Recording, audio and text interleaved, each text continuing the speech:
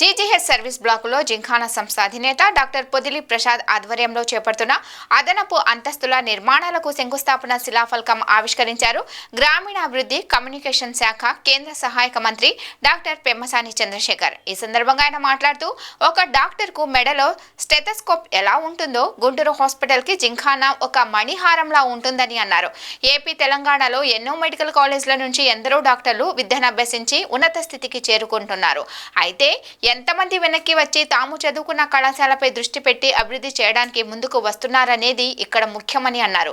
కేవలం అనుకోవడం మాత్రమే కాదు, అమలు చేసి చూపించడం కూడా చాలా ముఖ్యమైన విషయమని ముందుకు వచ్చి కార్యాచరణ చేస్తున్న పొదిలి ప్రసాద్కి గుంటూరు ప్రజల తరపున మా తరపున మనస్ఫూర్తిగా ధన్యవాదాలు తెలియజేస్తున్నామని అన్నారు.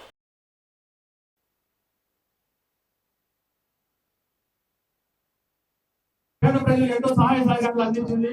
అదే బిల్డింగ్ పైన ఇవాళ మనము అదే డాక్టర్ పొదిలి ప్రసాద్ గారి వాళ్ళ మెగా బస్సులు అయితే మనము ప్రోగ్రాము, ఎందుకంటే సారికి మన మంత్రి వర్యులు శ్రీ పెమ్మసాని చంద్రశేఖర్ గారు పొదిలి ప్రసాద్ గారికి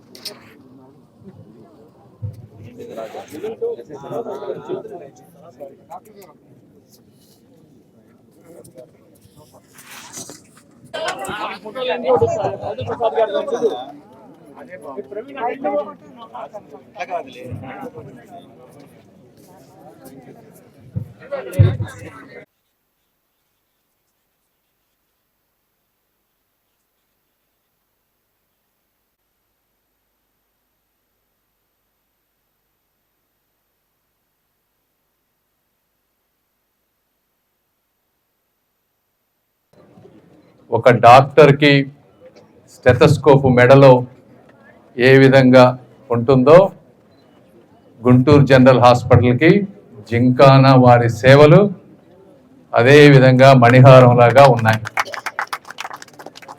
ఎందుకంటే ఈ రాష్ట్రంలో కానీ తెలంగాణలో కానీ చాలా మెడికల్ కాలేజెస్ ఉన్నాయి. కొన్ని వందల మంది చదువుకొని విదేశాలకు వెళ్తూ ఉన్నారు, సక్సెస్ అవుతూ ఉన్నారు, సక్సెస్ఫుల్గా ప్రాక్టీస్ చేస్తూ ఉన్నారు, బాగా సంపాదించుకుంటూ ఉన్నారు.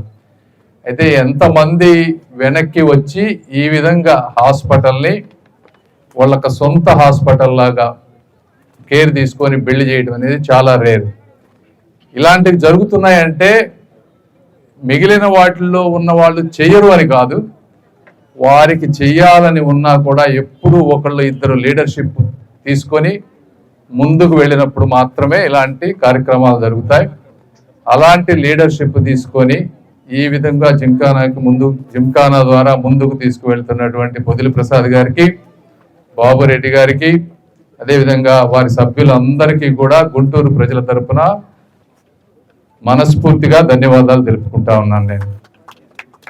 మరి ఈరోజు ఒక మంచి లైబ్రరీ కానీ, ఒక పెద్ద ఆడిటోరియం కానీ, ఇప్పుడు మనం నిలబడి మాట్లాడుతున్నటువంటి బిల్డింగ్ కానీ, ఇక్కడ జరుగుతున్నటువంటి తల్లి పిల్లల హాస్పిటల్ కానీ, రాబోయే 2 ఫ్లోర్లు అంటే దాదాపు 10 కోట్ల రూపాయలు ఖర్చు అవుతుందంటున్నారు. ఇది అందులో వీరి సొంత డబ్బులు 2 crores పైగా ఇస్తా ఉన్నారు. ఇవన్నీ 40% ట్యాక్స్ కట్టిన డబ్బులు అమెరికాలో. కాబట్టి వాటి విలువ నాకు కూడా తెలుసు, అవి ఎంత కష్టమో. అని ఎంతమంది పేషెంట్లని పొద్దున్న నుంచి సాయంత్రం దాకా చూస్తే 40% ట్యాక్స్ కడితే ఆ డబ్బు వస్తుందో అర్థం చేసుకోవాలి. అంటే ఒక్కొక్కసారి కొంతమందికి రియల్ ఎస్టేట్లో వీటిలో కొద్దిగా ఈజీగా డబ్బు రావచ్చు, కానీ డాక్టర్కి డబ్బు రావాలంటే ప్రతి పేషెంట్ని చూస్తేనే డబ్బు వస్తుంది.